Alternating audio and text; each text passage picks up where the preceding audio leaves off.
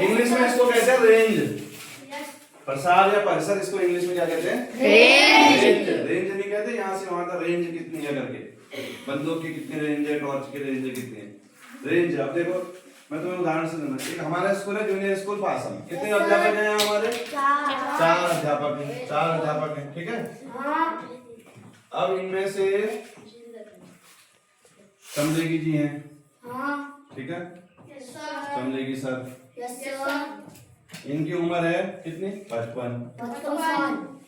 फिर दूसरे हैं नरेश जोशी, ठीक है, नरेश जोशी, इनकी है 50, ठीक है। फिर है सुभाष सर, ठीक है, इनकी है 48, ठीक है। अगले हैं 24 सर, इनकी है 45, ठीक है। अब अगर हम औसत निकालेंगे कि हम उनकी औसत उम्र निकालेंगे तो क्या करेंगे? सबको जोड़ के कितने का भाग दे देंगे? 1 2 3 4, ठीक है। औसत निकालने का भी सिखाया। अब रेंज का मतलब क्या है? जो सबसे बड़ा है, सबसे बड़े क्या है?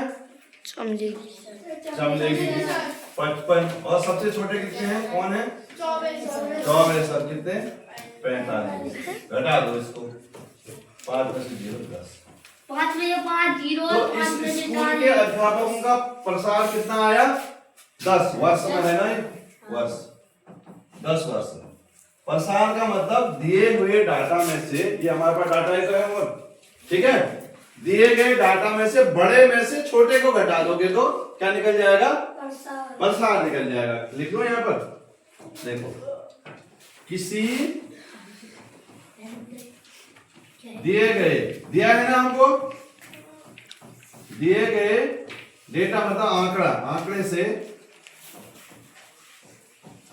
में से क्या करेंगे?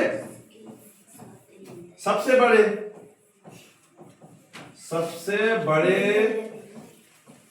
में से क्या करेंगे? सबसे छोटा घटाने पर हमको क्या मिलेगा? क्या प्राप्त होगा? प्रसार रेंज, प्रसार मिलेगा। समझ गए? अब प्रश्न में आएगा, जैसे ये दे रखा है 30, देखो प्रश्न में दे रखा है 30 20 10, इनका प्रसार क्या होगा? बताओ क्या प्रसार होगा? 30 20 10 का प्रसार क्या होगा? कैसे निकलेगा? 30 माइनस सबसे बड़ा ये है, उसमें से सबसे छोटा घट जाएगा, तो कितना आ जाएगा? 20। तो कुल मिला के क्या समझे? प्रसार का मतलब किसी दिए गए आंकड़े में से या दी गई संख्या में से बड़े में से क्या घटाना है?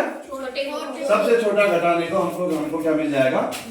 प्रसार मिल जाएगा, ठीक है, ठीक हो गया।